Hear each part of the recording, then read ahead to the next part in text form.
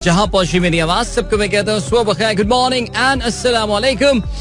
आज है पीर यकुम मुहर्रमुल हराम 1446 हिजरी, जुलाई की 8 तारीख सन 2024। सर आपने इस खूबसूरत सी सुबह का आगाज किया मेरे साथ। नाम है मेरा अदील। सनराइज शो में मेरा और आपका साथ हमेशा की तरह सुबह के 9 बजे तक बहुत सारी इन्फॉर्मेशन, बहुत सारी बातें, आपकी पसंद का म्यूजिक, आप लोग के मैसेजेस लेकर अदील एक बार फिर से आपकी खिदमत में हाजिर है। उम्मीद करता हूँ सब खैरियत से होंगे, सुबह का आगाज अच्छा होगा और आप लोगों का वीकेंड भी अच्छा गुजरा होगा। And after a very exciting weekend, you will be all set for this new week. All right, it's a hot and humid morning here in Karachi. गर्मी है, जाने का नाम नहीं ले रही। वैसे गलत बात होगी अगर मैं मुसलसल यही होगा। तो इस वक्त थोड़ा सा जरा मौसम, दिन का एक पहर जरूर ऐसा हो जाता है दोपहर में सपहर में, जहाँ पे गहरे बादल आ जाते हैं। नहीं, बारिश का कोई इम्कान नहीं होता, लेकिन कम से कम सूरज की डायरेक्ट रोशनी से जो है वो थोड़ी बहुत प्रोटेक्शन मिल ही जाती है। वैसे आज एक्सपेक्टेड है कराची में सुबह से, अभी नजर रखते हैं मौसम की, आप अपडेट ही मुझे देते रहिएगा जरा। लेकिन कुछ इलाकों में कराची में बाज जगहों पे हल्की बारिश हो सकती है और आने वाले 3-4 दिनों में जो सिलसिला रहेगा, कोई not the actual monsoon shower anything, लेकिन फिर भी कुछ करीब उसके जो है वो हम जरा जरूर भटक सकते हैं। At least I just hope it keeps the temperature low. Humidity तो फिलहाल कम होने का चांस नहीं है, बट नेवरदलेस प्रोग्राम में अगर आपको पार्टिसिपेट करना है आप मुझे ट्वीट कर सकते हैं with the hashtag sunrise with Adeel. और इसके अलावा आप जो एक और काम कर सकते हैं वो ये काम कर सकते हैं कि आप हमें फेसबुक पे जो है मैसेज कर सकते हैं। फेसबुक पे हमारी जो कम्युनिटी है उसका नाम है द सनराइजर्स कम्युनिटी।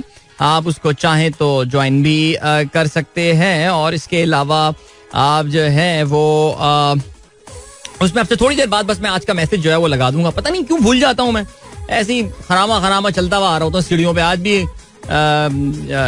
जो हमारे इंजीनियर साहब तो नहीं बोलूंगा, जो हमारे जिम्मेदार हैं लिफ्ट खोलने के, उन्होंने भी आज थोड़ी सी लेट लिफ्ट खोली। आधे फ्लोर में चल चुका था, लेकिन मैंने कहा नहीं, क्यों पूरे फ्लोर चलूं मैं, फिर 2 फ्लोर के लिए 3 फ्लोर के लिफ्ट लेकर आ गया मैं ऊपर। सो बहरहाल I should have posted the I think status, but I don't know, I did not do it. वो मैं अभी जो है ना थोड़ी देर में लगा देता हूँ। बाकी का सीन है 7:21 हो चुके हैं यार। मुझे give me like 1.5 minute, मैं जरा सारे ये सोशल मीडिया हैंडल्स वगैरह पे साइन इन करूँ और फिर उसके बाद जो है ना जरा आपसे बात करता हूँ, ठीक है? चलो जी, आ गया मैं वापस। There we go guys, I mean we're good with the show now। और आपके जो ट्विटर मैसेजेस हैं वो भी मेरे सामने आ गए हैं। फेसबुक पे भी जो है मैंने वो अपना पोस्ट लगा दिया है। I think these are the things I should take care of earlier, लेकिन बहरहाल nevertheless better late than never। चलें जी आगे बढ़ते हैं। और क्या सीन है, 7:22 और बिल्कुल जी बहुत सारी बातें प्रोग्राम में आज होने वाली हैं। We will of course be talking about international issues पे काफी सारी बातें होंगी। बहुत सारे इंतखाबात हुए कल रात, जो है वो फ्रांस से पार्लिमानी इलेक्शन का जो है वो रिजल्ट आ गया और पोल्स के बरखिलाफ एक फैसला आया, अवाम का मैंडेट जो आया है। और French far right is fuming right now, उस पर हम जरा बात करेंगे। फ्रांसीसी लोगों की ये खसलत जो है वो समझ में आ गई है और वो जरा उस पर भी हम नजर डालेंगे। अमेरिका का भी कुछ ना कुछ जिक्र होगा, जाहिर हर गुजरते दिन के साथ जो बाइडेन साहब पे प्रेशर में इजाफा होता जा रहा है। पाकिस्तानी मईशत का भी आजकल तो खैर जिक्र खैर कोई है नहीं, लेकिन फिर भी बहरहाल बात जरूर करेंगे। पाकिस्तान के अदालती मामला, सियासत का भी कुछ जिक्र रहेगा। अखबारात की शह सुर्खियां प्रोग्राम का हिस्सा, एंड ऑफ कोर्स स्पोर्ट्स, जिसमें हम बात क्रिकेट की तो खैर बहुत ज्यादा नहीं, लेकिन हाँ फुटबॉल का जिक्र जो है वो जरूर किया जा सकता है। Will talk a bit about athletics as well. So चलें जी, हियर वी गो। आज का पहला मैसेज हमारे पास जो ट्वीट आया है वो जीशान बेग साहब का आया है। कह रहे हैं 8th of July is the 8th death anniversary of Abdul Sattar Idi, was a Pakistani humanitarian, philanthropist and ascetic who founded the Idi Foundation, which runs the world largest ambulance network. Definitely one of the individuals we Pakistanis are very proud of. Abdul Sattar Idi बड़ी बेलौस खिदमत की पूरी जिंदगी उन्होंने, वो और उनकी wife, और अल्लाह ताला मग़फ़िरत फरमाए। अब्दुल सत्तार ईदी साहब को आज हमसे पिछड़े 8 साल हो चुके हैं। Thank you so much doctor Zeeshan Baig for the timely reminder. इसके अलावा today is the birthday of Saurav Ganguly, who was born on the 8th of July 1972, is an Indian cricket commentator and former cricketer. He is popularly called the Maharaja of Indian cricket. Ganguly scored 11,363 runs in ODI career, which stand 9th position in the world, not just about, I think जहां हम गंगुली की बात करते हैं, सौरव गंगुली की, सो उसमें वो सारी बातें तो अपनी जगह कि जी कितने रन बनाए, क्या किया उसने, लेकिन ये बात माननी पड़ेगी कि इंडियन क्रिकेट के 90s के एक इंतहाई टर्बुलेंट टाइम के बाद Saurav Ganguly is the one जिसने शायद इंडियन क्रिकेट टीम को कहते हैं कि जीतना सिखाया, और इंडियन क्रिकेट टीम को मेंटली स्ट्रांग करने में Saurav Ganguly played a very important role. Pakistan के दौरे भी जो तवातुर के साथ जनरल मुशर्रफ और मनमोहन डेज में हुआ करते थे, उसमें भी सौरव गंगुली जो है वो आमतौर से इनकी क़यादत किया करते थे. He was a good ambassador of cricket. BCCI के सरबराह की हैसियत से भी इन्होंने काम किया. और जो एक और पॉइंट आता है, जैसे पाकिस्तान में अक्सर मुश्ताक मोहम्मद साहब को कहा जाता है कि जी पाकिस्तान क्रिकेट की तारीख में पहली बार अगर किसी खिलाड़ी ने ये कॉन्फिडेंस दिलाया था कि पाकिस्तान बड़ी टीमों को शिकस्त दे सकता है, तो वो मुश्ताक मोहम्मद साहब थे. सौरव गंगुली और मुश्ताक मोहम्मद साहब मुझे इस लिहाज से जो है ना वो काफी सिमिलर लगते हैं. I mean I really can't say he was the first one in India, लेकिन सुनील गावस्कर के बाद अगर वाकई किसी खिलाड़ी ने इंडियन क्रिकेट टीम को, वैसे कप्तान जो है वो अच्छी कारकर्दगी का मुजाहरा किया, definitely that was Dada Saurav Ganguly, the prince of Kolkata. क्या बात है. चलें आगे बढ़ते हैं. फहीम अली खान कहते हैं जी आपने सूरह बनी इसराइल की आयत नंबर 24 हमारे साथ शेयर की. उन्होंने कहा है मेरे रब उन दोनों मेरे माँ बाप पर रहम फरमा जैसा कि उन्होंने बचपन में मेरी परवरिश की. क्या बात है जी, माशाल्लाह, बड़ी खूबसूरत बात. और आमीन सुम्मा आमीन टू दैट. फहीम अली खान ने हमारे साथ एक और खबर शेयर किया. Prime minister forms committee to draft oil gas exploration policy. Bro, after passing of 100 days in the government, the most unpopular government in the history is making committees and developing policies. These sort of action are just to fool people. Please comment. My comment is, I totally agree with you. I totally agree with you, my friend. इसमें मैं क्या disagreement आपसे show करूंगा. बहुत अच्छी बात है जी. इसके अलावा भाई नाइट ड्यूटी में रफ्तार न्यूज, अच्छा ये FK नियाजी कहते हैं भाई नाइट ड्यूटी में रफ्तार न्यूज और आपका YouTube और FM शो नाइट अच्छी गुजर जाती है, लेकिन आप YouTube में टुल्ला नहीं मारा करो, शो किया करो. यार देखो, टुल्ला मैं अगर मारता हूँ यूट्यूब में तो वो हालत मजबूरी मार रहा होता हूँ मैं, और कोई वरना मेरी नियत जो है ना वो पूरी होती है. जैसे फ्राइडे को टुल्ला पड़ गया था और वो होना नहीं चाहिए था, बट इट हैपेंड. बट माजरत मेरी तरफ से बहुत बहुत. एंड देन जावेद साहब ने खबरें शेयर की हमारे साथ. 2 न्यूज शेयर करते हैं आज. उन्होंने पहली खबर, दोनों अमेरिका से आई हैं आज. Very nice. Democrats weigh risk and reward of losing Biden. ये आई थिंक पता है क्या यार, मैं ईमानदारी की बात आपको बताऊं. देखिए डेमोक्रेटिक पार्टी का जो डेमोक्रेटिक नेशनल कन्वेंशन होना है वो अगस्त के I think 3rd week of August में होना है, गालिबन 18 या 17 अगस्त. तो इन डेमोक्रेटिक नेशनल कन्वेंशन जो होता है ये इनका एक जलसा होता है जिसमें बड़ा राजमटाज होता है, बड़ा शोर शराबा पार्टी माहौल होता है जहां पे आमतौर से तकरीरें की जाती हैं. और this is like the final push that you give towards. इसमें जो इसका मेन पर्पस होता है वो ये कि अपने नॉमिनी का ऐलान किया जाता है, और वो नॉमिनी का जो ऐलान किया जाता है उसमें जैसे अब रिपब्लिकन, जिस तरह डेमोक्रेटिक नेशनल कन्वेंशन होगा इस तरह रिपब्लिकन पार्टी का भी अपना एक कन्वेंशन होगा जिसमें डोनाल्ड ट्रंप साहब जो हैं वो बहैसियत रिपब्लिकन उम्मीदवार, देखिए अभी तक he is officially not the Republican candidate, you might know. इनको जब रिपब्लिकन नेशनल कन्वेंशन हो जाएगा तो उसके बाद आई डोंट नो कहां पे हो रहा है इस बार, लेकिन डेमोक्रेटिक नेशनल कन्वेंशन, रिपब्लिकन, इन दोनों कन्वेंशन के बाद इनको ऐलान कर दिया जाएगा कि भाई ये दोनों जो है ना फेस टू फेस एक दूसरे के सामने आ रहे हैं. However, जहां पे रिपब्लिकन तो इज 100% श्योर जी Donald Trump is going to be their nominee, because उनके सामने जो इस वक्त लीगल उनके जो मसाइल और मुश्किलात थी वो भी फिलहाल जो है वो इस वक्त साइड पे हो गई हैं. वक्ती तौर से इनको रिप्रीव्स और रिलीज जो है वो मिले जा रहे हैं. दूसरी जानिब बाइडन को जो है वो काफी ज्यादा प्रेशर का सामना करना पड़ा, जिसका आई थिंक हम रोजाना ही प्रोग्राम में जिक्र करते रहते हैं. और आपने जो खबर शेयर किया ये BBC की जानिब से रात गए जो ये खबर अपलोड की गई है कि जो प्रोमिनेंट डेमोक्रेटिक लोग हैं वो प्रोज एंड कॉन्स जो है वो इस चीज के देख रहे हैं, या रिस्क एंड रिवॉर्ड्स देख रहे हैं ऑफ लूजिंग बाइडन. यानी अगर बाइडन को प्रेसिडेंट की हैसियत से, अगर कैंडिडेट की हैसियत से हटा दिया जाए तो उसके रिस्क क्या है और उसके रिवॉर्ड्स क्या हैं. आज सुबह ही मैं न्यूयॉर्क टाइम की पॉडकास्ट सुन रहा था जिसमें उनका, मैं I was waiting for that poll, कि उनका पोल जो है वो क्या बताता है. और it's not good news for Joe Biden there, by the way. Joe Biden के लिए परेशान कुन खबरें जो है वहां से आ रही हैं. चलें जी. US workers in debt to buy groceries, I had to downgrade my life. Okay, ये आपने एक फीचर हमारे साथ शेयर किया जो कि BBC में आया है. और अमेरिका के जो economic I won't say America is in sort of an economic crisis right now. In fact, America की इकोनॉमी जो है वो काफी अच्छा परफॉर्म कर रही है और डोनाल्ड माफ कीजिएगा जो बाइडन जो है वो इसका बड़ा क्रेडिट भी लेते हैं. लेकिन जो बहुत बड़ा इशू है दैट इज इन्फ्लेशन. और पाकिस्तान में भी मसले हैं. दुनिया के ज्यादातर ममालिक जो है वो इस वक्त इन्फ्लेशन, खासतौर से फूड इन्फ्लेशन का जो है वो शिकार हैं. और whichever country that you go to. तो ये जो एक फीचर आया है ये इसमें it is about the American voters who are talking about this fact कि उनको जो है वो कर्जा लेके अपनी ग्रोसरीज जो है वो लेनी पड़ रही हैं. और I wouldn't be surprised if many Pakistanis would start doing so, if already not doing so. Yeah, चलें जी. हसन इकबाल कहते हैं unpopular personal opinion, a working day which is sandwiched between holidays better than having long continuous holidays. Talk about upcoming shortened working week. अच्छा, आप ये कहते हैं कि long weekend से बेहतर ये है कि एक सैंडविच हॉलिडे जो है वो आए. जैसे कि अभी आपको पता है कि मंडे को हमारा नेक्स्ट मंडे जो आएगा that would be a working day. So हम वीकेंड से आएंगे, फिर मंडे आएगा और फिर उसके बाद जो है वो आशूरा की 2 हॉलीडेज आ जाएंगी, Tuesday and Wednesday, and then we work for 2 more days and then we go on another weekend. So yeah I think अपनी अपनी बात है, बिल्कुल ठीक है. द नंबर 5 इज प्रोनाउंस्ड हा इन Thai. So 555 is slang for ha ha ha. Good one, good. This was a good one, Hassan. Ha ha ha. In Thailand, so if someone says 555, that means ha ha ha. It means 555. All right, जबरदस्त. एक ज़माने में एक cigarette भी आया करती थी यार, 555. पता नहीं अब होती है या नहीं, लेकिन टाइम मैगजीन, न्यूज़वीक में उसका इश्तिहार आया करता था, 555. Okay. In 1948, the United States Air Force accepted its first female recruit into the program called Women in the Air Force. Congratulations, man. इसके अलावा, bro, wishing a very happy birthday to our beloved Nasir bhai. May Allah give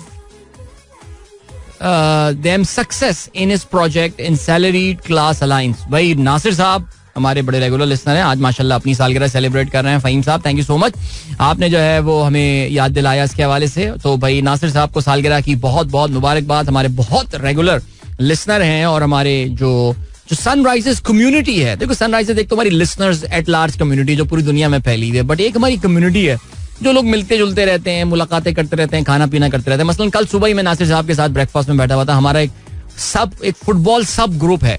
सो कल Manchester United के जो हमारे 2 supporters हैं, DJ Sumair और रेहान अलवी साहब की तरफ से कल ब्रेकफास्ट था, जो कि बाकी सारे हमारे जो ग्रुप मेंबर्स हैं उनकी जानिब से दिया जाएगा. अब मैनचेस्टर सिटी के फैंस की जानिब से जो है वो डिनर दिया जाएगा. तो ये हमारे यहाँ बस चलती रहती है. सो ये एक कम्युनिटी जो है ये जरा डिफरेंट हमारी कम्युनिटी वाली होती है जो एक्चुअल एक्टिव है. तो नासिर साहब is a member of that community. और इसके अलावा नासिर साहब बड़े एक्टिविस्ट किस्म के आदमी हैं. अभी जो है वो सैलरीड क्लास अलायंस की जो कोर कमेटी है उसके वो मेंबर है. माशाल्लाह काफी सारे टेलीविजन चैनल्स में बैठे हुए नजर आते हैं. इससे पहले अगर आपको याद हो स्कूल फीस में इजाफे के हवाले से एक मूवमेंट चली थी, अब से कोई 10-12 साल पहले की मेरे ख्याल से ये बात है, या 7-8 साल पहले की बात है. उसमें भी नासिर साहब जो है वो उसकी कोर कमेटी में और काफी एक्टिव और अग्रेसिव आदमी. तो इनके अंदर एक सियासतदान छुपा हुआ है. वैसे मेमन पार्टीज में सियासतदान इतने आते नहीं है, लेकिन फिर भी मुझे लग रहा है कि नासिर साहब में एक अंदर एक सियासतदान जो है ना, एक नेक साले ईमानदार सियासतदान छुपा हुआ है इनके अंदर. तो हम जब इंशाल्लाह अपनी पार्टी बनाएंगे तो उसमें मैं एक अहम ओहदा जो है वो नासिर साहब को जरूर दूंगा. Happy birthday sir, have a wonderful day and year ahead. अभी आपको हम लिए चलते हैं ब्रेक की जाने, मिलेंगे आपसे इस ब्रेक के बाद. Don't go anywhere and keep listening. और मेलोडी एंड बीट यार, नाइस एंड स्मूथ, जबरदस्त. That was Sajjad Ali with वचन दे दो. जब ये गाना रिलीज हुआ था तो मैं ही सोच रहा था कि यार वचन लफ्ज यूज करने की भी क्या ऐसी जरूरत थी. इसका कोई ऐसा लफ्ज इस्तेमाल हो सकता था जो कि हमारा आम जबान में उर्दू में इस्तेमाल होता हो. लेकिन यही तो खूबसूरती है हमारी जबान की यार. कोई सी भी लफ्ज हो, कोई भी चीज हो, कोई भी जबान का लफ्ज हो, फ्रेंच वर्ड भी आ जाए तो वो उर्दू में ऐसा एमेलगमेट हो जाएगा जैसे शायद उसके जो ताल्लुक था वो इसी जबान के साथ था. मुझे अपना वचन दे दो, प्रॉमिस मी बेबी. इसका इंग्लिश वर्जन ये होगा. वैसे याद है सज्जाद भाई ने एक बार एक गाना बनाया था, बोलो बोलो बोलो क्या देखा. इसका इन्होंने इंग्लिश वर्जन ही बनाया था, tell me my baby what you see. यानी बिल्कुल जिसे कहते हैं ना लफ्जी इन्होंने ट्रांसलेट किया था उस गाने को. Did you see my money? Did you see my fame? ओहो क्या बात है सजाद अली. ओके, शैला कहती हैं आई थॉट इट्स कुछ लड़कियां छेड़े मुझे. कुछ लड़कियां छेड़े. अच्छा, थोड़ी मिलती जुलती बीट है उसकी वैसे. चलें ठीक है जी. शोएब चौधरी साहब कहते हैं इस सॉन्ग की अलग ही वाइब है भाई. नॉस्टैल्जिया. नहीं गाना फिट है यार, मजेदार गाना है, मुझे पसंद है भाई ये वाला. चले जी, और क्या सीन है जल्दी से और आप लोग के मैसेजेस देखते हैं. क्या कहते हैं भाई. हसान शेख कहते हैं please shed some light on the recent trend being set by salaried class alliance demanding tax कम करो. हैशटैग्स कम करो. Different organisation held peaceful protest at different areas of Islamabad. I think आसान, हमारे शो में तो काफी इसका जिक्र होता रहता है. इस्लामाबाद में अब तक अगर अवाम कहीं पे थोड़े सही मानों में निकली हुई नजर आई है तो वो इस्लामाबाद है. और उसकी वजह यह है कि एक बड़ी इस्लामाबाद में एक कंपनी है जिसके CEO जो हैं वो जाती तौर से इसमें काफी ज्यादा इन्वॉल्व हैं. वो भी काफी एक्टिविस्ट लेवल आदमी है और वो he is ensuring that people of his company they come out. कल नहीं परसों, आई थिंक फ्राइडे को, तरसों दोपहर में जो है वो इस्लामाबाद के ब्लू एरिया की तरफ जो है वो सुना है जी लोग बाहर निकले हुए थे. और लोगों को निकलना पड़ेगा यार, बहुत लोगों को निकलना पड़ेगा, ऐसे फर्क नहीं पड़ने वाला. बट चलें जी, ओके. और क्या सीन है. और ये सीन है कि फेसबुक पे जरा नजर डाल लें कौन कौन है हमारे साथ. आज का एक सेकेंड न्यूएस्ट. चलें जी. शाहीन ताहिर कहती हैं अस्सलाम वालेकुम and good morning to you. Hot and humid morning. आपके यहाँ भी हॉट एंड ह्यूमिड मॉर्निंग यार, क्या बात है. ओहो भाई, डॉक्टर अब्दुल रहमान मलिक साहब जो कि इस वक्त जनूबी कोरिया में मौजूद हैं. Demilitarise zone between north and south Korea. Interesting, very nice doctor साहब, माशाल्लाह यार. हमारे हाई फ्लाइंग लिसनर कभी इधर होते हैं कभी दुनिया में उधर होते हैं. सो माशाल्लाह भाई, envious thing whatever you are doing doctor साहब. बट इन्होंने तस्वीर भेजी है फ्रॉम द डीमिलिटराइज जोन. आप जानते हैं नॉर्थ और साउथ कोरिया के दरमियान एक पट्टी है जहां पे ये एक सॉर्ट ऑफ जंग बंदी लाइन है. जब इन दोनों मुल्कों के दरमियान 1940 और 1950 की दहाई के कुछ सालों में जो है वो मशहूर कोरियन जंग हुई थी, तो इसकी कोई बाकायदा जंग बंदी का मुआहिदा तो नहीं हुआ था, लेकिन वो जो एक टेम्पररी सीज फायर यानी आर्जी जंग बंदी हुई थी, जिस पोजीशन पे फौजी मौजूद थे उसी जगह पर रहे और उसके दरमियान एक पट्टी जो है बना दी गई, एक स्ट्रिप ऑफ लैंड जिसको डीमिलिटराइज जोन यानी गैर फौजी इलाका जो है वो कहा जाता है. अगर आपको याद हो आपसे कुछ, ये दुनिया का सबसे हेवीली गार्डेड बॉर्डर है. सबसे ज्यादा दुनिया में अगर फौजी किसी सरहद पर मौजूद हैं तो वो ये DMZ है, between north and south Korea. और अगर आपको याद हो तो डोनाल्ड ट्रंप साहब के जमाने में ये लाइन, ये पट्टी जो है ये बड़ी मशहूर हो गई थी बिकॉज डोनाल्ड ट्रंप साहब became the first American president to walk into North Korea. उन्होंने किम जोंग उन से मिले थे और उन्होंने उनसे हाथ मिलाया था और उन्होंने कहा था would you mind if I like enter into the North Korea? Yeah. तो उस पे फिर उसमें उसने बोला बिल्कुल अंदर आइए जी आप. तो हमारे ट्रम्प साहब हैं वो जंप मार के नॉर्थ कोरिया चले गए और वहां पे ही stepped into the north Koreans and all. ऐसे बंदा आदमी डिफरेंट था यार. बहती हवा सा था वो, कहाँ गया उसे ढूंढो. चलें जी. शहजाद अहमद कहते हैं सुबह बखैर, nice shiny morning, old player is so good. Okay चलें, whatever that means. Shanila thank you, Islamullah बहुत शुक्रिया. शाहरुख असद कहते हैं भाई in group fellow please add me in the WhatsApp group. तो आप कौन से शहर में, शाहरुख असद मुझे जरा प्लीज बता दीजिए कौन से शहर में. Why is everyone after Babar Azam? Do we have his replacement as batsman? People are after Babar Azam the captain. People, मेरा नहीं ख्याल कि कोई बाबर आजम द प्लेयर के खिलाफ कोई बात कर रहा है यहाँ पे. बट मैं पर्सनली, आप मुझसे पूछा, I don't find him a good T20 batsman. I think वो फोकस रखे अपना दूसरे फॉर्मेट की तरफ. वो नहीं है स्टाइल. देखिए एक बंदे का स्टाइल होता है, एक बंदे का नहीं होता स्टाइल. बाबर आजम का नहीं है ना T20, मॉडर्न T20 क्रिकेट वाला. कल जेसन गिलेस्पी को भी अगर आपने सुना तो वो भी पाकिस्तानी क्रिकेट के स्टाइल के बारे में यही कह रहा था कि बहुत सारी टीमों ने जो है वो अपने स्टाइल को चेंज किया है काफी, और काफी सालों पहले कर दिया था. बट लुक रहा है कि कुछ टीमों ने चेंज नहीं किया. कुछ टीमों से मुराद ज़ाहिर पाकिस्तान ही है. उरुसा इजाज कहती है नया साल मुबारक. आपको भी मुबारक हो जी. और सलीम साहब कहते हैं, सलीम खान सुबह बखैर, इस मुल्क में कोई जिंदा भी है या सब मर गए हैं? कितना जुल्म हो रहा है, इन्फ्लेशन की वजह से लोग सुसाइड कर रहे हैं. ऐसा तो फिरौन के जमाने में भी नहीं हुआ होगा.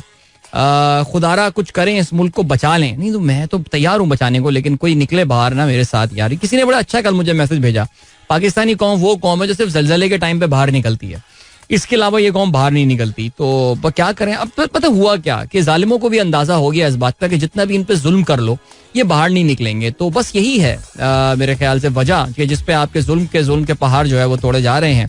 और तोड़ते रहे, आवाम तो नहीं निकल रही. रूश शहजाद कहती हैं प्रोडक्टिव वीक प्रोग्रेसिंग अहेड. चलें जी, good luck to you. Romana Jalil कहती हैं अस्सलाम वालेकुम, just wanted to pay tribute to your efforts and struggle for your show in the morning as well in the evening. They make my day. Thank you so much, बहुत शुक्रिया जी आप लोग की appreciation का. अख्तर अंजुम कहते हैं आपको 100 डेज की परफॉर्मेंस रिव्यू करनी हो तो कैसे करते हैं? आपको ऑफर आती तो क्या आप नहीं ऑफ कोर्स मैं नहीं करता यार, लानत भेजता हूँ मैं ऐसे पैसे पे यार, मैं क्यों करूंगा 100 डेज की. 100 डेज की असल परफॉर्मेंस अगर करनी है तो मैं एक 100 डेज इस गवर्नमेंट की परफॉर्मेंस रिव्यू के ऊपर एक व्लॉग बना के आपको जरूर दे सकता हूँ, जिसमें जाहिर है मैं कोई पॉजिटिव बात नहीं करूंगा. ओके जी. और उषा कहती हैं Spain is asking tourist to leave. क्या हो गया स्पेन में, क्यों टूरिस्ट को निकाल रही है? ये बात आपने क्यों बोल दी? अवाम पाकिस्तान पार्टी का क्या फ्यूचर लगता है आपको? मिफ्ता इस्माइल और शाहिद खाकान वाली पार्टी का. सफदर खान, सफदर आप अपने आप से भी पूछिए ना. अवाम पाकिस्तान पार्टी, मैं तो जिस बंदे से भी पूछ रहा हूँ, जो भी सियासी बंदा मुझे मिलता है, मैं उनसे सवाल यही पूछता हूँ कि अवाम पाकिस्तान पार्टी जो है, सवाल ये पैदा होता है ना, देखो सियासी पार्टियां क्रिएट क्यों होती हैं? सियासी पार्टियां क्रिएट होती हैं किसी ना किसी तरह के सियासी खला को पूरी करने के लिए. यानी जो सियासी पार्टियां बनाने वाले लोग होते हैं उनको ऐसा लगता है कि कोई एक स्किज्म क्रिएट हुआ है, कोई एक गल्फ क्रिएट हुई है जिसको मैं भर सकता हूं या मेरी टीम भर सकती है. शाहिद खाकान अब्बासी और मिफ्ता इस्माइल के जहन में कोई ऐसी बात आई होगी, लेकिन वो गैप किधर है, वो नीड किधर है? वो पाकिस्तान में इस वक्त जो भी सियासी गैप था वो तो इमरान खान भर चुके हैं, कोई माने या ना माने. जो भी था खला, राइट लेफ्ट सेंटरिस्ट, जो भी पाकिस्तान में होता है, कोई नजरिया सियासत होता नहीं है. मैं बार बार ये बात बोलता रहता हूँ, काफी सालों से ये बात बोलता रहता हूँ, रट गई होंगी आपको ये बातें. तो फिर सवाल ये पैदा होता है कि इस पार्टी की क्या जरूरत है? क्या आप देखिए कि जी शाहिद खाकान अब्बासी की प्रेस कॉन्फ्रेंस से कुछ इक़्तिबासात मैं कल सुन रहा था और वो ये कहते हैं कि क्योंकि मियां साहब ने वोट को इज्जत दो का जो नजरिया था उससे वो बगावत कर गए, तो मैंने उनके साथ बगावत कर दी, यानी मैंने उस पार्टी को छोड़ दिया. तो इसका मतलब ये है कि ये पार्टी भी एंटी एस्टेब्लिशमेंट क्रेडेंशियल्स पे खेलना चाहती है. क्योंकि पीटीआई नहीं है तो एस्टेब्लिशमेंट उनके हाथ भी हल्का रखेगी, जैसे कि एनपी के साथ रखती है. वो जितनी एंटी एस्टेब्लिशमेंट बातें करते हैं, एनपी पे कोई खिलाफ एक्शन वगैरह जो है वो नहीं हो रहा होता. या जिस तरह की क्रैकडाउन पीटीआई पे हुआ है, आपने देखा कि पश्तून तहफ़्फ़ुज़ मूवमेंट पे even though they went on and said whatever they wanted to about the establishment, उनके खिलाफ कोई एक्शन नहीं हुआ. तो ये एंटी एस्टेब्लिशमेंट क्रेडेंशियल बनाना चाहती हैं. प्रॉब्लम ये है कि पाकिस्तान में एंटी एस्टेब्लिशमेंट क्रेडेंशियल्स या उसका जो नैरेटिव है उसमें तो कब्जा इमरान खान करके वहां पे पक्की दीवार बना चुके हैं. वो पक्की दीवार मुझे ऑनेस्टली नहीं पता. I really don't know what Shahid Khaqan Abbasi and they wish to achieve out of this. शायद कोई मरी वरी से सीट निकाल लें अपनी अब्बासी खानदान की, वो भी आजकल आपको पता उनके लिए बड़ी मुश्किल हो गई है. सो लेकिन आपको ये पता है कि जी फायरिंग शुरू हो चुकी है between him and Noon league. और अता तारड़ ने परसों काफ़ी सख्त अल्फाज इस्तेमाल किए शाहिद खाकान अब्बासी के हवाले से. अता तारड़ के जवाब में शाहिद खाकान अब्बासी ने कहा कि यार मैं उसको जवाब देना ज़रूरी समझता नहीं है, बिकॉज अगर नून लीग में कोई बंदा मेरे बारे में बात कर सकता है तो वो सिर्फ मियां मोहम्मद नवाज शरीफ, उसके अलावा किसी की कोई ऐसी हैसियत नहीं है. काफ़ी सख्त बात की उन्होंने. I think Arshad Nadeem won't be too disappointed with his performance, although he stood fourth, but the difference from top 3 was not that much. Especially he was in the field after recovery. बिल्कुल जी, कल हमने काफी तफसील से इस पे अपने YouTube show में भी बात की थी, बिकॉज YouTube शो से थोड़ी देर पहले ही अरशद नदीम का इवेंट खत्म हुआ था. तफसील से हम बात करेंगे खेलों के हवाले से आफ्टर 8 PM. जहूर कहते हैं सर मेरा मूड है कि जॉब से रिजाइन कर दूं, अब्रॉड चला जाऊं. व्हाट डू यू से? जाओ बिल्कुल जहूर, सोचो मत, कर लो, जस्ट डू इट मैन. इसके अलावा शाहीन का मैसेज तो हमने पहले ही पढ़ लिया था. चलो भाई, गुड हो गया. अभी हम जल्दी से बढ़ रहे हैं ब्रेक की जानिब और मिलेंगे आपसे ब्रेक के बाद. अब जितने बाकी मंदा मैसेजेस हैं ना वो हम 8:15 के बाद शामिल करेंगे. So here we go, don't go anywhere and keep listening.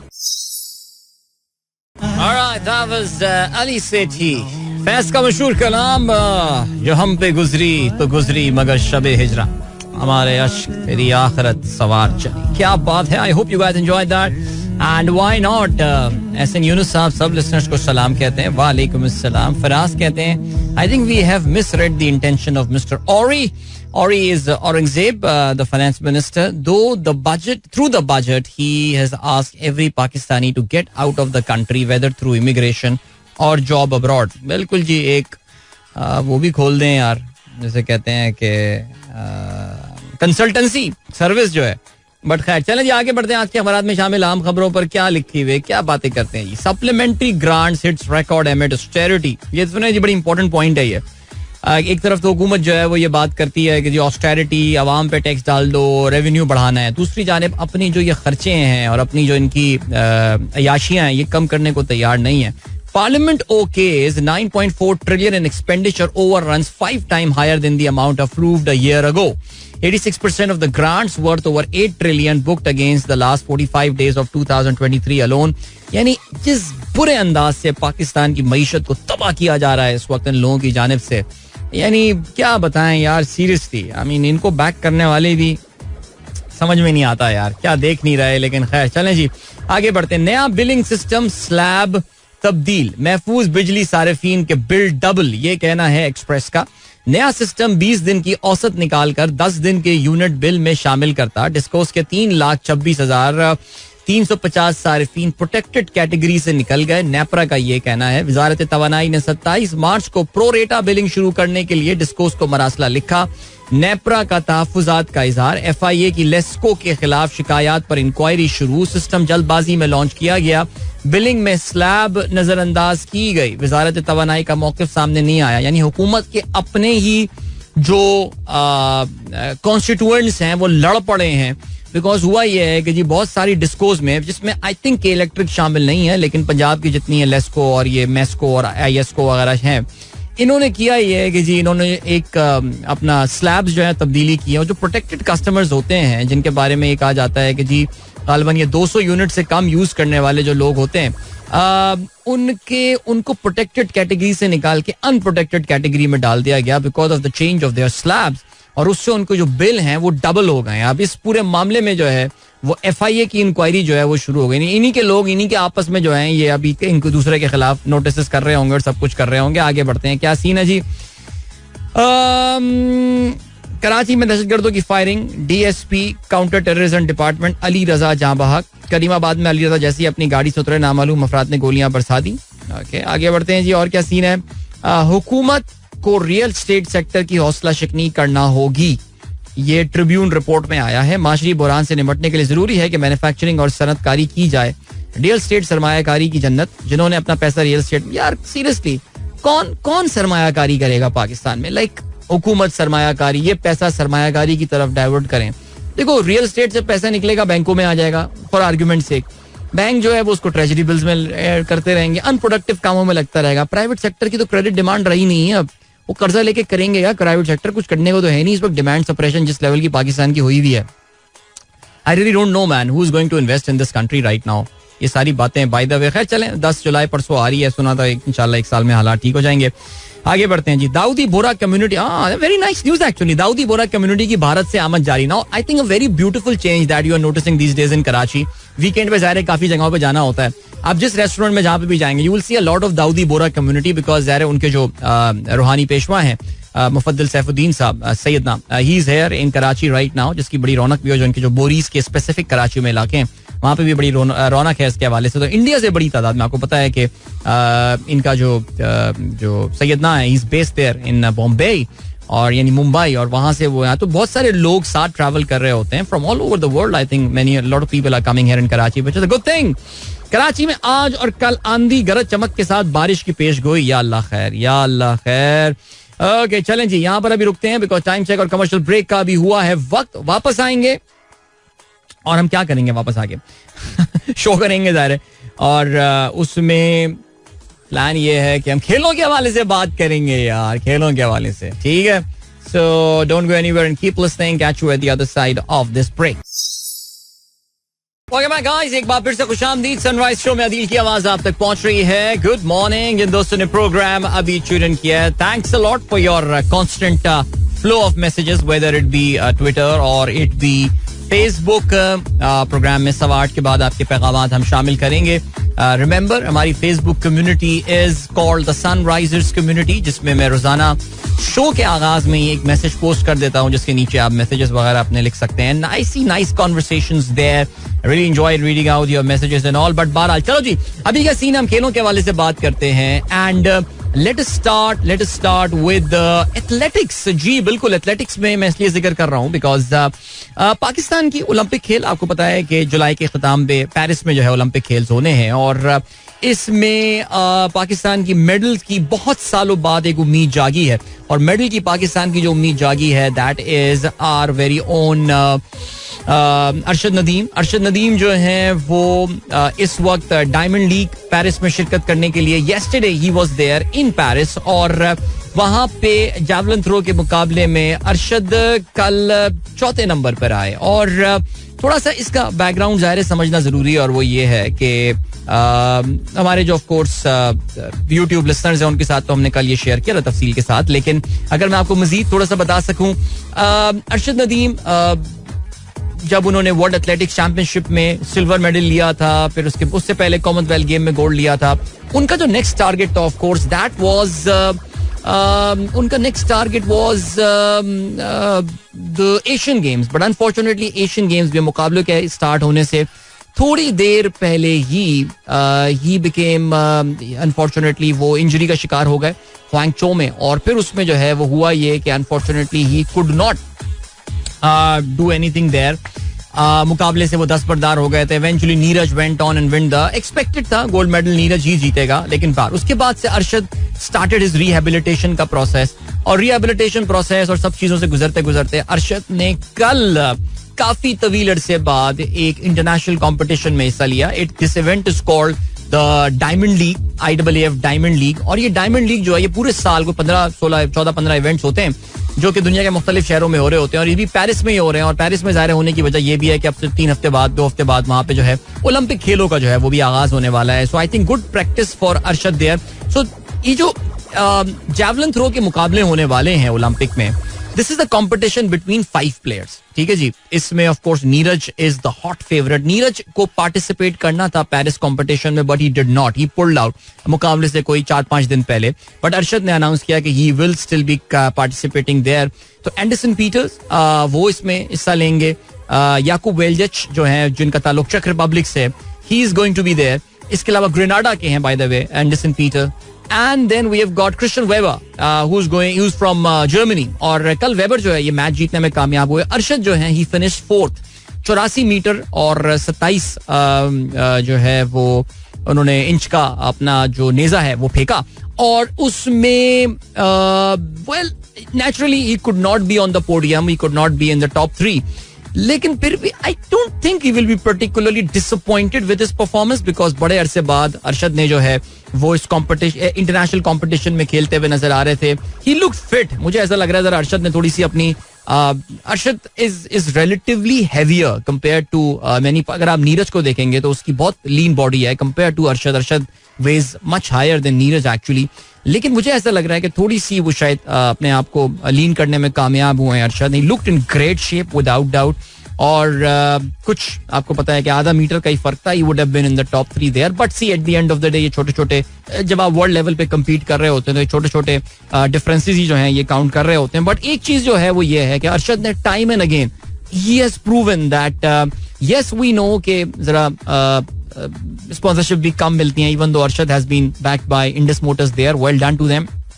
Coaching की फैसिलिटीज भी काफी अरसे बाद अरशद को जो है मिलना शुरू हुई थी. It was only after last Olympics performance जब हमें अंदाजा हुआ था कि यार हमारे पास इतना बड़ा एक एथलीट है और हम जानते भी नहीं है उसके बारे में. I mean Arshad surprised everyone. If you remember Tokyo Olympic games की मैं बात कर रहा हूं. So this could be the last Olympic जो कि अरशद पार्टिसिपेट कर रहा होगा. But he is trained. He got एक टिपिकल पाकिस्तानी एथलीट के मुकाबले में Arshad has got a much better training. वो बाहर मुल्कों में गया. He went to South Africa. I think he spent some time in Europe as well and all.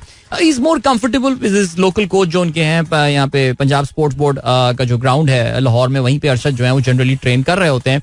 But अब जो सीन है वो ये है कि yes Arshad will be back now. और अब देखते ही हैं कि क्या उनका, we don't know. I try to get कि अब अरशद का प्लान क्या है.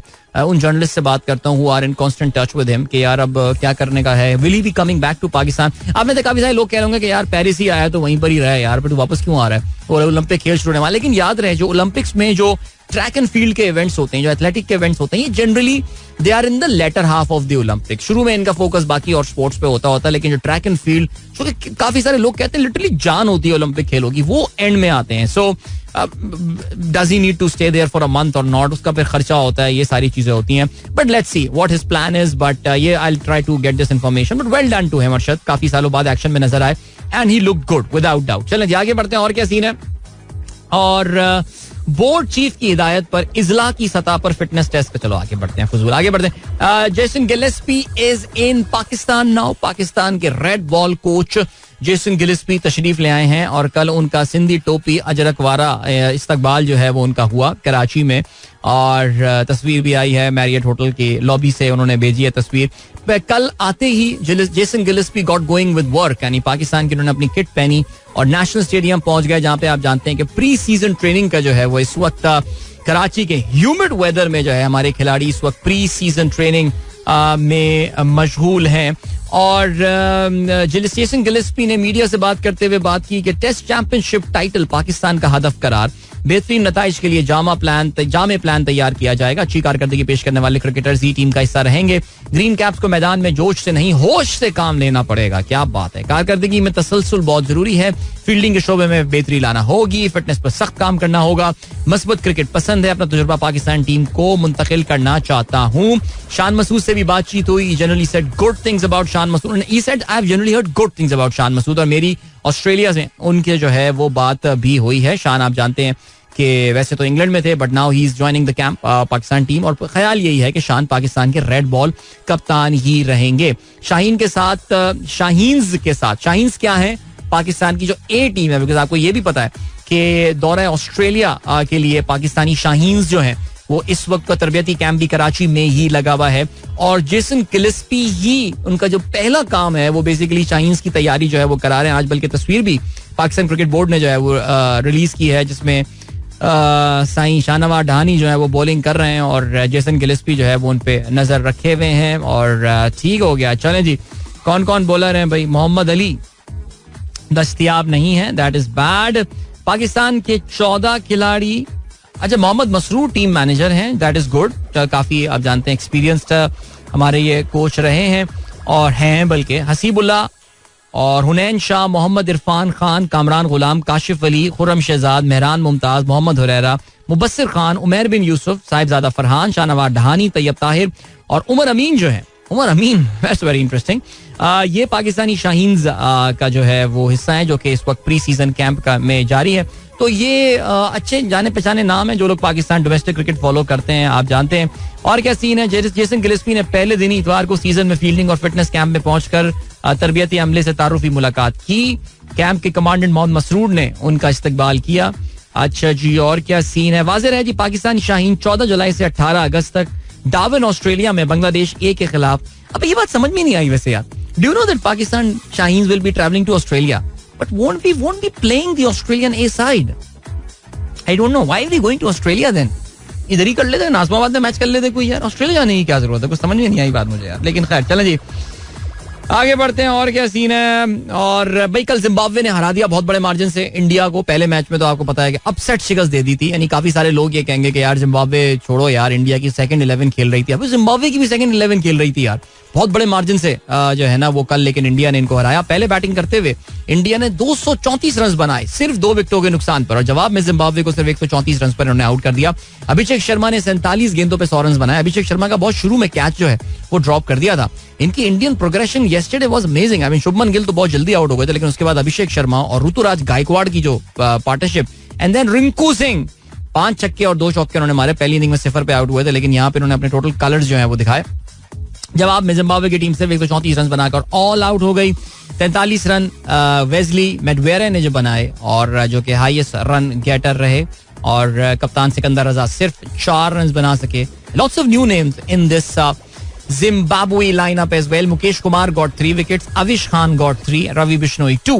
So ये सीरीज जो है ये इस वक्त एक मैच से जो है ये बराबर हो चुकी है। याद रहे जी, जिम्बाब्वे और भारत के दरमियान ये 5 T20 मैचेस की सीरीज है, जिसके सारे मैचेस जो हैं वो हरारी में खेले जाएंगे। सो या चलें जी, ओके अभी हमें बढ़ना है फिर ब्रेक की जानिब, और मिलते हैं आपसे इस ब्रेक के बाद। देख लो जी ब्रेक है कहाँ हमारा, ये रहा हमारा ब्रेक आ गया। So yeah not a long one, so that means we can incorporate a song, a short one after this break, और फिर उसके बाद जो है वो आप लोगों के पैगामात प्रोग्राम में हम शामिल करेंगे। सो don't go anywhere and keep listening. मिलते हैं आपसे इस ब्रेक के बाद।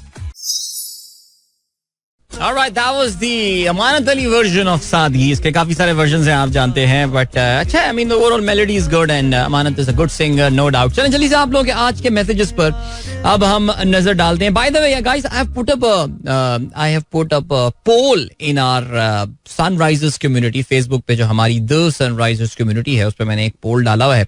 मेरी दरख्वास्त होगी आप सबसे कि आप उसमें जो है वो हिस्सा लीजिए और सवाब नहीं कोई सवाब नहीं मिलेगा, मेरा मतलब है आप उसमें जरूर हिस्सा लीजिए. चलिए आगे बढ़ते हैं जी. फरहान खान जई ने अली सेठी के गाने को पसंद है, कहते हैं he is irresistible. Okay, well, men saying this about Ali Sethi can be taken and looked into in a different connotation, my friend. So be careful. Lekin what a singer, no doubt about that. I really love his style of singing. Sajjad Malik कहते हैं वो awesome song, bro. अच्छा, उन्होंने भी वो अली सेठी के song की बात हो रही है जो मैंने सुबह चलाया था.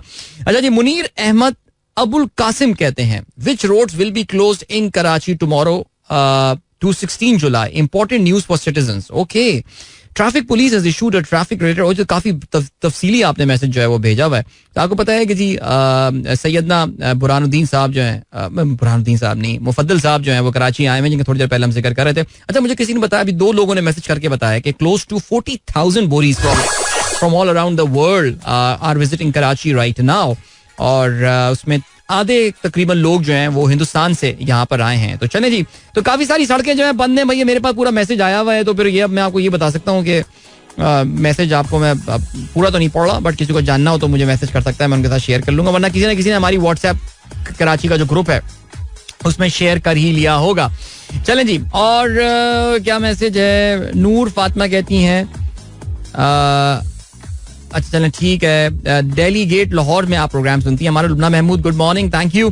दानिश खान कहते हैं PSX crossing 80,000 point, is it the right time to invest in the stock and will the index further escalate और will it start to decline? Adeel भाई, योर टेक्निकल ओपिनियन रिक्वेस्टेड. देखो यार, बात बड़ी सिंपल है दानिश खान भाई. अगर मुझे इन सवालों का जवाब होता तो I would have been a very rich guy, a very very rich guy, and perhaps out of my passion for radio, I would have been doing this show live from Switzerland. वहीं पे, क्योंकि मैं तो फिर एंगलबर्ग नामी एक town है, मैं डेफिनेटली वहां पे रह रहा होता, because that's my very favourite city there in Switzerland. वैसे मुझे वहाँ की शामें बहुत पसंद है. सो ये बात मेरे लिए बताना बड़ा मुश्किल है कि कौन मार्केट कहाँ ऊपर जाएगी, बिकॉज मैं कोई टेक्निकल एनालिस्ट क्यों. टेक्निकल एनालिस्ट भी आपको पता है कि वो भी सिर्फ पिछले डेटा के वो रीड करके आगे की कोई प्रेडिक्शन कर रहे होते हैं. लेकिन देखो, बात जो है ना यार दानिश, जो समझने की है ना, वो क्या है.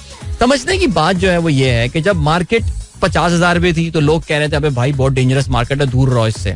जब मार्केट ने अपना हाई 53,000 वाला हाई तोड़ा था 2017 का, उस वक्त भी लोगों ने कहा बेटा ये मार्केट अब बहुत डेंजरस हो गई है, दूर रहना इससे. 60,000 पे भी लोगों ने कहा अबे ये मैनिपुलेशन चल रही है यहाँ पे, मार्केट स्टॉक मार्केट से दूर रहो. अब यही अबे तबे करते करते मार्केट 80,000 पे बैठ गई. और आप जो है पिछले साल इस टाइम पे मार्केट 43,000 पे थी, बाय द वे आज मार्केट 80,000 पर है. There was such an amazing opportunity for people out there. So लोग ये कह रहे हैं कि जी ये सीन जो है ये खत्म हो गया है और अब फर्दर तेजी नहीं. क्यों? Like who are the people saying that? मैं तो किसी भी मार्केट प्लेयर से बात करता हूँ, अभी भी कोई ऐसा खतरे की घंटी यहाँ पे नहीं बजा रहा. देखो कुछ रेशोज होते हैं जो कि आपको सजेस्ट कर रहे होते हैं कि मार्केट ओवरबॉट हो चुकी है. जैसे इंडियन स्टॉक मार्केट के बारे में कहा जाता है एक्सट्रीमली ओवरबॉट राइट नाउ. और स्पेशली जो small and medium cap shares हैं, वो तो उनकी सेबी जो उनकी SECP है उसकी सरबराह भी ये बात बोल चुकी है कि ये बहुत डेंजरस एक तरफ इशारा कर रही है, इसलिए हमें बहुत एहतियात करनी पड़ेगी इन इंडेक्स के हवाले से. सो पाकिस्तान में तो यार कोई 10-15 अच्छी कंपनियां उठाइए और उनको उठा के आप लॉन्ग टर्म का सोचें तो ये 80,000 पे जाती है मार्केट, 70,000 पे फिर आ जाती है, 65,000 पे फिर चली जाती है मार्केट, 95,000 1 लाख पे चली जाती है. आपने अगर अच्छी सॉलिड ब्लू शिप तगड़ी कंपनियों विद हाई डिविडेंड यील्ड उन पे इन्वेस्ट किया हुआ होगा, आपके लिए these things do not really matter. Danish, समझ में आई मेरी बात? तो ये है मेरे भाई point. Mark my today's attendance panel लगा लीजिए आपकी. इसके अलावा भाई छांगा मांगा में आपके सिग्नल बहुत कम आते हैं. अब वहां से हिजरत करके मोरखंड आ गए हैं, तो वहां तो बिल्कुल भी नहीं आ रहे. देखो यार, छांगा मांगा में इसलिए नहीं आते बिकॉज हम छांगा मांगा के हमारा ऐसा Changa Manga is not our area of coverage. तो भाई छांगा मांगा में इफ्तिखार बुखारी साहब, इंटरनेट यूज करें आप यार, इंटरनेट ऑनलाइन सुने शो हमारा, बिकॉज हमारा तो लाहौर का से छांगा मांगा तो फिर लाहौर से आगे जाकर जाता आता है ना यार. फहीम अली खान कहते हैं if finance minister started immigration consultancy he would impose heavy charges that you are immigrating after living so many generation, please pay millions of millions in taxes. हाँ सही कह रहे हैं आप बिल्कुल. यू सेड पाकिस्तान में नजरियाती सियासत नहीं होती. How do you grade the politics of PTI Imran Khan in this perspective? Now नजरियाती सियासत से मुराद क्या है? ये इमरान अशरफ, ये बेसिकली हम बात करते हैं दाएं और बाएं बाजू की सियासत की. तो इमरान खान की सियासत को आप दाएं बाजू की सियासत कहेंगे या बाएं बाजू की सियासत देंगे? मैं कहेंगे आपको, मैं ये जरा सवाल पूछता हूँ. इनकी बात पॉलिसीज देख के ऐसा लगता है कि ये बहुत ज्यादा बाएं बाजू पे बिलीव करते हैं, सोशलिज्म पे बिलीव करते हैं. कोई भूखा ना सोए, लंगर खाने, सेहत कार्ड एंड ऑल, ये सारी बाएं बाजू की पॉलिसीज होती हैं. दूसरी जानिब जो है इमरान खान का फिर रियासत मदीना और ये और फलाना Seerat conference, Al Qadir university and all, ये सारे राइट विंग चीजें. अब आप मुझे बताइए, मैं इस पॉइंट ऑफ व्यू से बात कर रहा था यार, संजीदा क्यों हो जाते हैं? अस्सलाम वालेकुम अदील भाई. Me, Mohammad Ali and Faisal Saghir listen to your show while going to the office. Lesco electricity bills are charged 13 to 14 extra unit as compared to printed picture meter reading on the bill. Really don't know when it will be corrected. ये आपको पता है अली जी, ये तो एक बड़ी कहानी बन गई है और ये इन्होंने कुछ इस पे FIA अब इन्वॉल्व हो गई है लेस्को के बिल्स के हवाले से कि ये आखिर हुआ क्या है. अस्सलाम वालेकुम आसिया अरशद, थैंक यू. अताउर रहमान साहब कहते हैं very tragic incident in India showed how illiterate people of South Asia are. हाँ जी, इंडिया में एक सेल्फ स्टाइल गॉडमैन है, उनकी जिनका नाम जो है वो भोले बाबा है, नारायण सरकार हरी. इंडिया में आपको पता है कि ये इंडिया क्या यार, हमारे यहाँ पाकिस्तान में ये जो हमारे यहाँ पाकिस्तान में जो आस्थाने बने हुए हैं, अब आपको पता है वो फूक वाली सरकार, शुभ शुभ बाबा, ये सारे, और वहाँ पे सुल्तान बाहू की दरगाह. हमारे एक दोस्त रोजाना मैसेज करते हैं, उनकी डीपी में वो सुल्तान बाहू के जो गद्दी नशीन है उनकी तस्वीर लगी हुई है. That's the level of respect that people have. Similarly India में जो ये गॉडमैन है, ये चीज बड़ी कॉमन है, बड़ी पॉपुलर है. और जाहिर है पीके फिल्म ने तो कलम तोड़ गया उस पर जो उन्होंने बात की थी. लेकिन आप देख लेना, ये जो भोले बाबा हैं, इनके यहाँ स्टैम्पीड हो गई, लोग उनका आशीर्वाद लेने पहुंचे हुए थे, वो आशीर्वाद के चक्कर में वो स्वर्ग पहुंच गई पब्लिक. फिर उसके बाद इनके, और इसमें ना बड़ी गंदगी होती है यार, बहुत गलाजत है. आपको पता है कि ये सारी, मैं रिलीजन को नहीं कह रहा, मैं ये godman, self style in godman की बात कर रहा हूँ on both side of borders यार, बोथ साइड ऑफ बॉर्डर्स. ठीक है जी, तो प्लीज इसको मजहब के लेंस से ना देखें. ये इंडिया और पाकिस्तान और लोगों की जहालतों के साथ खेलते हैं और लोगों की अनपढ़ और कम जो पढ़े लिखे लोग होते हैं उन बेचारों को इस तरह बेवकूफ बनाते हैं. देखिए इंडिया में एक था ना, वो क्या नाम था उसका यार, नहीं मैं ओशो की बात नहीं कर रहा, वो तो हम पिछले प्रोग्राम बात कर चुके हैं. गुरमीत राम रहीम सिंह इंसान यार, लाइक क्या डेरा सच्चा सौदा, that was the name of a Dera bye the वे. क्या आदमी था यार.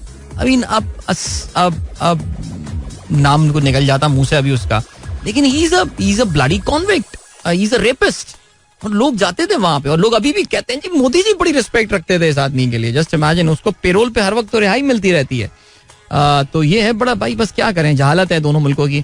अच्छा जी, उमर हफीज क्या हाल है? उमर, बड़ा अफसोस हुआ आपकी तस्वीर, आप सिगरेट पी रहे, तस्वीर लगाई हुई डीपी, आप समझ रहे हैं आप बहुत कूल लग रहे हैं, उसमें बिल्कुल कूल नहीं लग रहा. हटाएं यार ये सिगरेट, अपनी डीपी वाली है.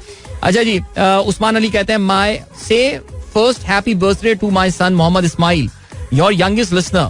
He listens to your show daily with me in the morning. I want to grow him up listening to your show regularly. वाह यार, मेरी जिंदगी के बारे में इतना कॉन्फिडेंस तो मुझे नहीं है जितना आपको है. बट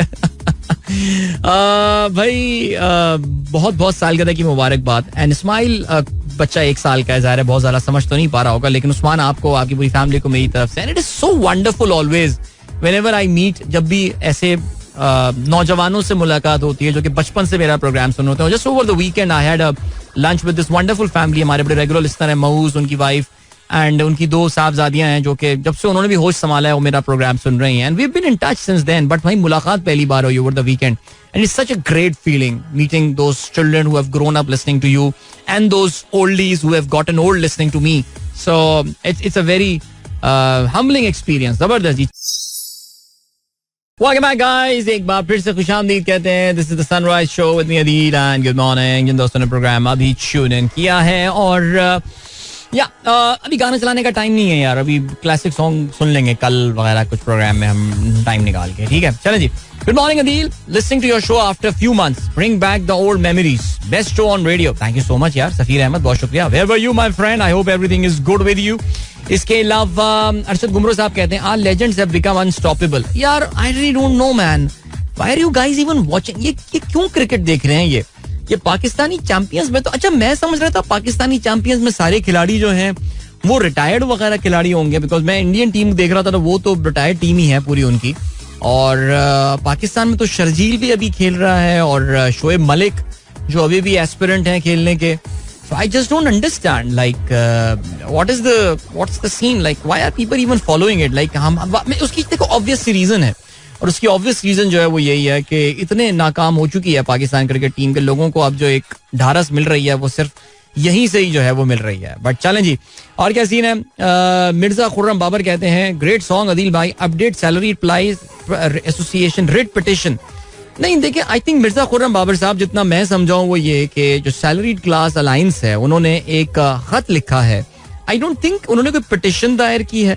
उन्होंने चीफ जस्टिस ऑफ पाकिस्तान जनाब काजी फाइज ईसा साहब से जो है वो ये दरख्वास्त की है कि उनको आइन में जो डिस्क्रिशन हासिल है, उनको जो प्रिविलेज हासिल है, I think that's the right word, suo motu लेने का, आर्टिकल 184(3) अगर मैं गलती पर ना हूं, उसके तहत जो है वो बराए मेहरबानी आप एक सू मोटो नोटिस लीजिए और लीजिए. अब देखते हैं वो लेते हैं या नहीं लेते, that remains to be seen. लेकिन खैर चलो जी. Finally regent plaza has been change to SIUT. जी बिल्कुल, मैंने भी आज इत्तेफाक से, मैं जब अभी सुबह रीजेंट प्लाजा के सामने से गुजर रहा था, सो मैंने ये देखा कि SIUT रीजेंट प्लाजा का जो एम्बलम है वो उतर चुका है और SIUT वहाँ पर जो है वो लगा हुआ है. सो कराची की एक लैंडमार्क बिल्डिंग है which is going to stay there. I mean, जब से हमारी मेमोरीज हैं कराची की, जब से होश संभाला है, ताजमहल होटल हुआ, क्राउन प्लाजा हुआ, या रीजेंट प्लाजा हुआ, we always seen that building, but now for the first time perhaps in its history, for hospitality say it is going to turn into a medical facility now. So yeah, good luck to Dr. Adib Rizvi and his team, SIUT. चलें जी, और क्या scene है. एक second जी, कौन है. Okay, जबरदस्त. Just got a call out. Just want to call out brilliant support I got from Razi Merchant, Hamza Jozer, Hussain Shabbir, Murtaza Jafar and Salman Ahmed. My Indian friends whose wife was planning to visit Pakistan, she got sponsorship from this group itself and day before she got the visa. Wonderful friends and best group of any sort of support. क्या बात है भाई, जबरदस्त. ये मैंने thank you Khurram Abid for sharing this message. और इत्तेफाक की बात है कि मैंने कल ये मैसेज पढ़ा भी था और आई एम प्रीटी श्योर जो सैयदना मुफद्दिल साहब आए हुए हैं इस वक्त कराची में, तो उस हवाले से कोई इंडियन खातून पाकिस्तान आना चाह रही थी. So some of our group members, they क्या कहना चाहिए कि उन्होंने उनके वीजे की जो है ना वो as a sort of a sponsor या जो भी जिम्मेदारी होती है वो उन्होंने ली है, so that she can also visit Pakistan. It's a wonderful bunch of people, no doubt about that. चलें जी, इसके अलावा मुदस्सिर साहब बहुत शुक्रिया, कहते हैं नाइस शो अदील भाई, थैंक यू. जल्दी से बात कर लेते हैं भाई फ्रांस के इलेक्शन के हवाले से.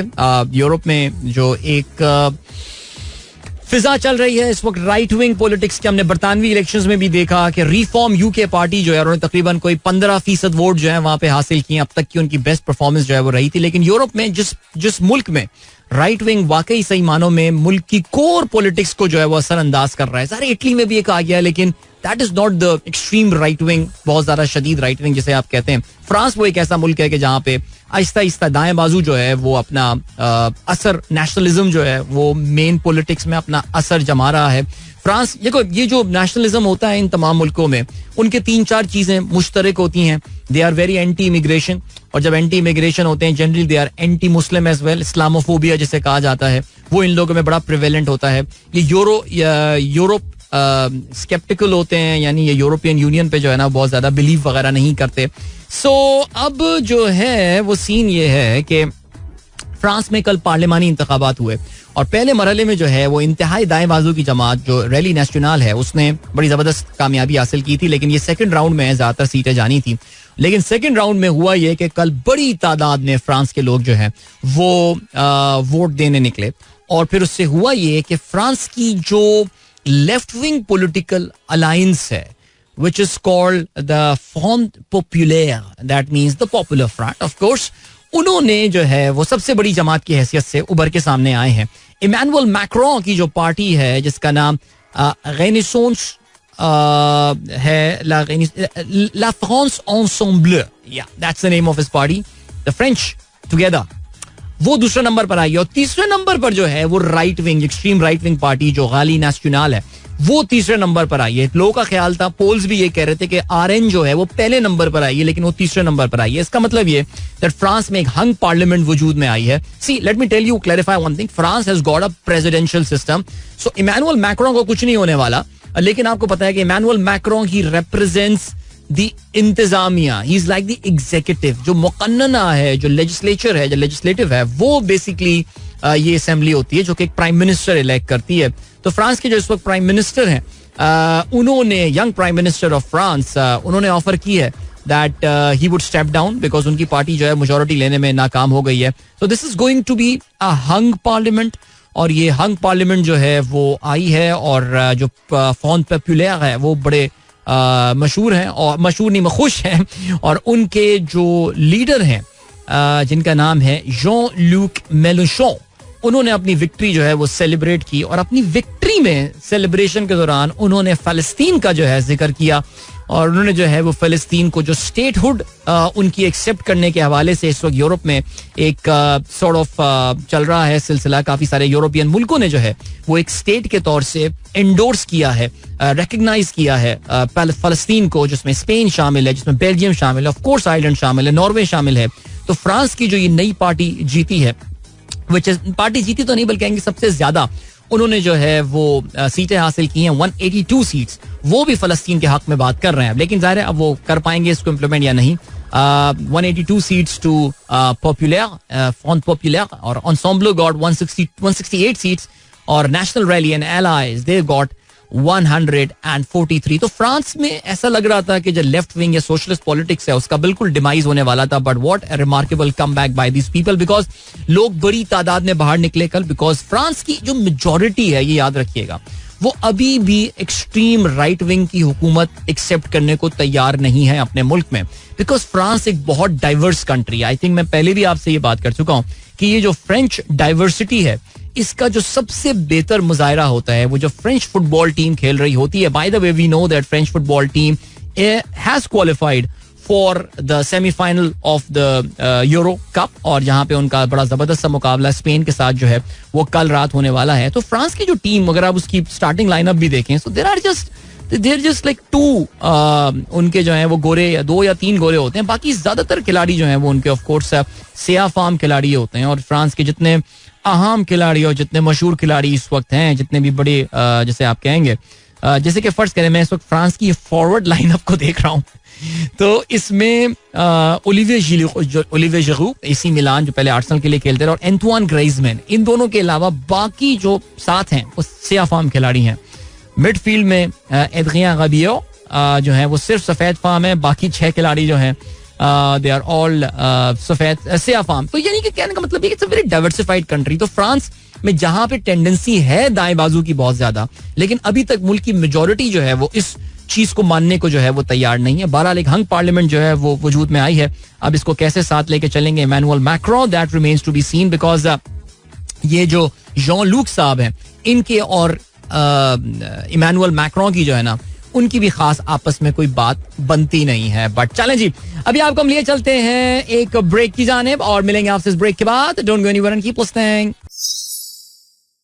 वेलकम बैक, एक बार फिर से खुशामदीद गाइस. सनराइज शो, अदील की आवाज आप तक पहुंच रही है. एंड यार, मैं गाना चलाने का प्लान था, क्या बातों में लग जाता हूँ यार मैं ब्रेक में, और फिर गाना चलाना जो है ना भूल जाता हूँ. बट एनीवे, चलो जी आगे बढ़ते हैं. और क्या सीन है? और ये सीन है कि मैसेजेस भी देख लेते हैं. ये मजीद और हम बातें करेंगे. बाय द वे, हाँ बिल्कुल यार, ये खबर भी है. ये you know this is one list that I really look forward to every year. ये साल में एक दफा जो है ना ये वाली लिस्ट आती है, और उसमें पाकिस्तान के टॉप एक्सपोर्टर्स का जो है वो जिक्र आ रहा होता है. और पता चलता है आपको कि पाकिस्तान की जो है ना सबसे बड़ी एक्सपोर्टिंग कंपनीज जो हैं वो कौन सी हैं. जाहिर है आपको पता है पाकिस्तान का जो एक्सपोर्ट सेक्टर है, it is dominated by the garments and the textiles industry. और इसमें नंबर 1 पे जो कंपनी आई है दैट इज इंटरलूप लिमिटेड. और आप ये जानते हैं फैसलाबाद बेस्ड ये कंपनी दुनिया में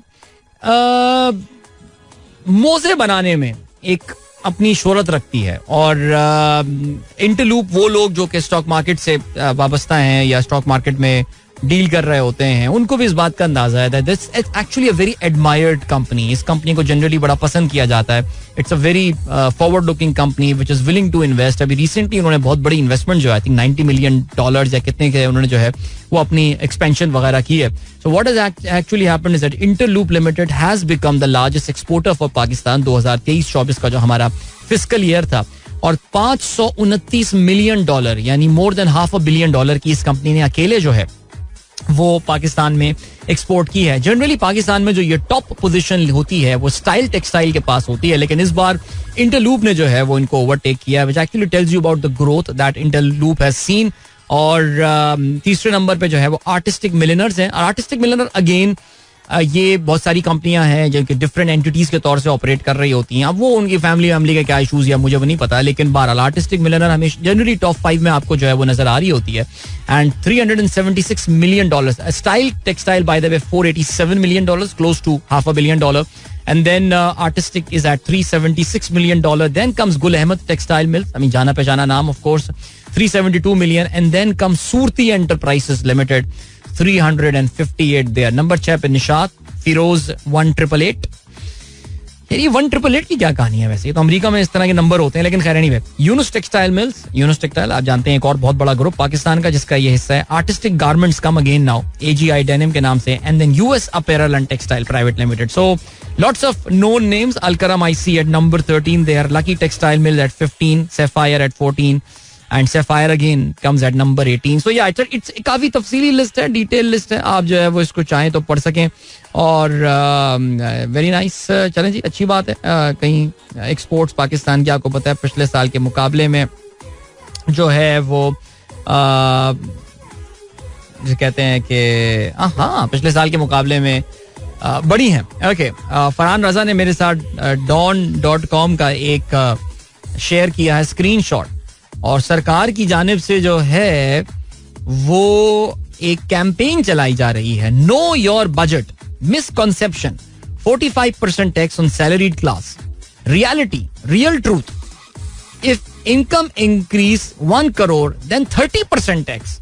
यार यानी डिफेंड तो अपने आप को ठीक से कर लें यार कम से कम. लेकिन बहरहाल जी, हुकूमत को ऐसा लगा है कि there are a lot of rumours about. उन्होंने अपनी डिजिटल कैंपेन स्टार्ट किया है जिसका टाइटल जो है वो है नो योर बजट. ये ट्रेंड भी कर रहा था मेरे ख्याल से, शायद कुछ इस तरह की कोई चीज थी, लेकिन खैर देख लेता हूं मैं.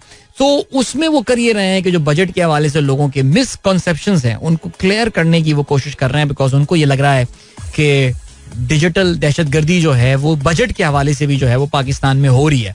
तो उसमें ये चीज जो है ना वो फिक्स करना या चीज को ठीक करना जो है वो जरूरी है. चलो जी, ऑलराइट, देखते हैं क्या पढ़ते हैं, पब्लिक समझती है या नहीं समझती है. लेकिन अच्छा जी, ओह यार, अच्छा भला बंदा समझता था अदील को. ये तो अच्छा, वो इमरान खान के सपोर्टर्स के लिए वर्ड होता है. He really thinks Usman Buzdar performance help Imran Khan to secure the vote. अच्छा खैर एनीवे यार, और क्या सीन है जनाब वाला. ठीक है, और messages. Artistic Milliner is one legal entity, other families entities are different like AGI and AA. ये कहते हैं इमादुल हक साहब. हाँ बिल्कुल, आई एम श्योर कि वो उनकी फिर आई थिंक फैमिली में काफी सारे बंटवारे हो गए थे और फिर उसके बाद वो डिफरेंट कंपनीज जो हैं वो ज़ाहिर वजूद में आ गई थी. सो कुछ इस तरह की कहानी अब हमें नहीं पता, लेकिन बहरहाल आई थिंक ये अच्छे हैं लोग जो कि इन्वेस्टमेंट कर रहे होते हैं पाकिस्तान में और कुछ एक्सपोर्ट कर रहे हैं यहाँ से, तो कुछ अच्छी ज़रा खबरें इधर से आती भी रहती हैं. और doctor Shaila, thank you so much. सुबह बखैर. आबिद हुसैन भी कहते हैं you guys can note I am doing several things right now. और एनीवे, अच्छा जी, My God, what is wrong? एक सेकंड रुकना यार, मैं हूँ इधर ही हूँ मैं यार, एक सेकंड.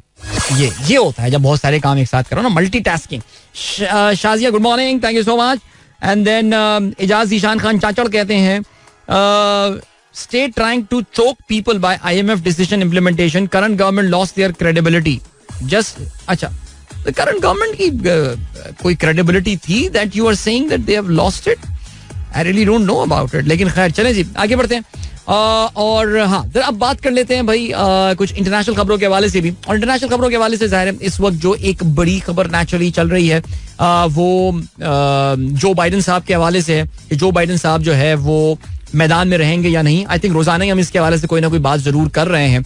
और जो बाइडन साहब ने अभी रिसेंटली एक और इंटरव्यू दिया है. नाउ इस वक्त वो लिटरली जैसे कहते हैं ना अंग्रेजी में फायर फाइटिंग के मोड में जो है वो इस वक्त टाइम है. और वो फायर फाइटिंग के मोड में आके इस वक्त मुख्तलिफ इदारों को, रिसालों को और बाज़ जगहों को इंटरव्यू दे रहे हैं जहाँ वो कभी इंटरव्यू नहीं दिया करते थे, सिर्फ लोगों को ये बताने के लिए कि भाई मैं केपेबल हूँ और मैं यहाँ पर हूँ, I am there to fight. लेकिन बहरहाल आई थिंक बहुत सीरियस गुफ्तगू इस वक्त जो है वो डेमोक्रेटिक पार्टी के सर्कल्स में शुरू हो चुकी है. मैं सुबह भी आज ये बात कर रहा था कि जब तक डेमोक्रेटिक नेशनल कन्वेंशन जो है अभी तकरीबन 1.5 महीना है उसको होने में, जहां पे जो बाइडन को ऑफिशियली कैंडिडेट के तौर से जो है वो डिक्लेयर कर दिया जाएगा. नहीं, उसके बाद फिर तब्दीली करना उनके लिए मुश्किल नहीं है. लेकिन अगले 1 महीना it's going to be very turbulent for this democratic party. अब बल्कि मामला जो हैं वो यहां तक पहुंच गए हैं कि उनके 5 हाउस रिप्रेजेंटेटिव्स जो हैं वो जो बाइडन के खिलाफ बात कर चुके हैं. खिलाफ से मुराद वो ये कह रहे हैं कि यार अगर इलेक्शन जीतना है तो we must find some other candidate. Okay, लेकिन इनको जो एक तकलीफ अभी और पहुंचने वाली है वो ये that a lot of donors now are coming forward. America में आपको पता है कि इलेक्शंस में ये डोनर्स का किरदार बहुत इंपॉर्टेंट होता है. इंडिविजुअल डोनर्स भी होते हैं, कॉर्पोरेट डोनर्स भी होते हैं. ये जो अमेरिका का डिज्नी परिवार है, जो डिज्नी खानदान है, इनकी they are very democratic party supporters by the way. उनकी एक हेयरेस हैं जिनका नाम एबिगेल डिज्नी है. उन्होंने तो ये क्लियरली ये बात बोल दी है कि अगर जो बाइडन ये रहा, if he remains the candidate of the Democratic Party, तो she is not going to fund the Democratic Party campaign. वो अपनी तरफ से डेमोक्रेटिक पार्टी को अब चंदा जो है वो नहीं देंगी. बल्कि इनफैक्ट अभी एक सर्वे भी सामने आया ना. This was a survey I was waiting for. New York times और सियाना कॉलेज, इनका एक सर्वे होता है और ये काफी रिस्पेक्टेबल सर्वे जो है ये माना जाता है.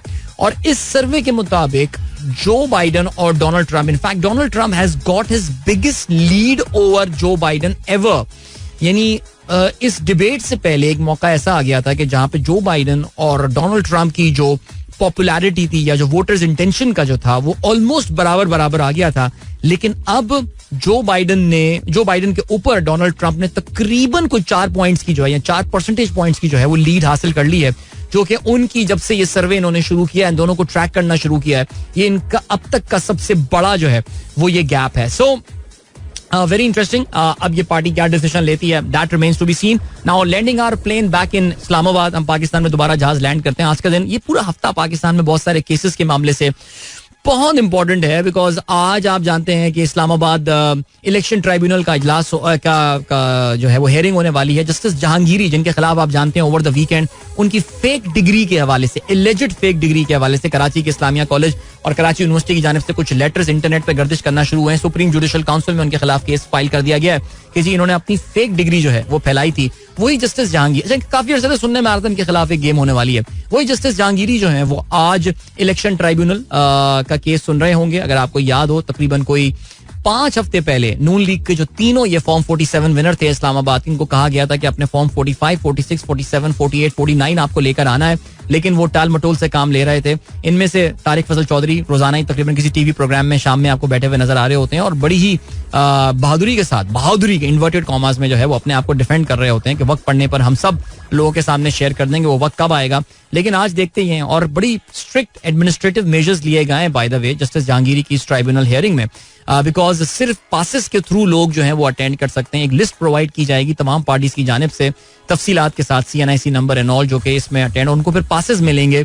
इवन मीडिया के लोग भी रिस्ट्रिक्टेड उनकी एंट्री होगी. 30 लोगों को सिर्फ अलाउ किया गया है कि 30 बंदे मीडिया के रिप्रेजेंटेटिव इस हियरिंग में होंगे, ट्राइब्यूनल हियरिंग. अब देखते हैं इसमें क्या फैसला आता है. जस्टिस जहांगीरी, और आप जानते हैं कि इस्लामाबाद हाईकोर्ट के 4 जजेस के खिलाफ इस वक्त रेफरेंसेस जो हैं वो सुप्रीम जुडिशल काउंसिल तक पहुंच चुके हैं. ये ज़ाहिर 4 जजेस उन 6 जजेस में से हैं कि जिन्होंने मार्च में वो खत लिखा था इंटरफियरेंस के हवाले से. फिर आप ये भी जानते हैं कि आज इद्दत केस की भी हियरिंग होने वाली है. इद्दत केस का फैसला इस हफ्ते आना है. फिर कल जो है that is going to be आपकी जो रिजर्व सीट्स वाली जजमेंट है, the mother of all trials right now in Pakistan, उसकी भी हियरिंग होने वाली है. Well as they say there is never a dull day in this country man. जबरदस्त. चलें जी, वक्त आ गया आप लोगों से इजाजत लीजिए. अपना बहुत बहुत ख्याल रखिएगा. इंशाल्लाह मेरी आप लोगों से मुलाकात अब होगी कल सुबह एक बार फिर.